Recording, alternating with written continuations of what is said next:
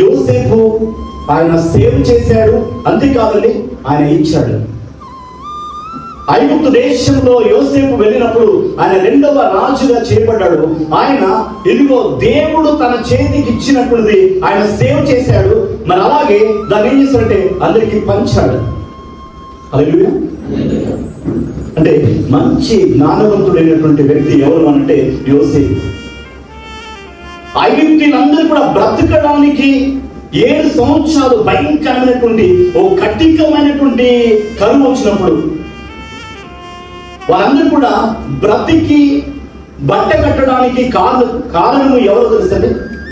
Because of Joseph. దేవుడు కొంతమందిని ఎన్నుకుంటాడండి. ఎన్నుకొని నీ ద్వారా ఇతరులను రక్షించడానికి, నీ ద్వారా ఇతరులను కాపాడడానికి, లేదా నీ ద్వారా ఇతరులకు సహాయం చేయడానికి దేవుడు నిలబెడతారు. చీమల దగ్గరికి వెళ్తే కూడా మనకు తెలుస్తుంది ఏంటంటే అవి సమకూర్చుకోవడం వాటికి తెలుసు, వాటికి ఇవ్వడం కూడా వాటికి తెలుసండి. అందుకే దేవుని వాక్యంలో ఒక మాట ఉన్నది, మొదట నా నీతిని రాజ్యాన్ని మీరు వెతకండి, అప్పుడు మీకు కావలసినవన్నీ నేను మీకు అనుగ్రహిస్తాను.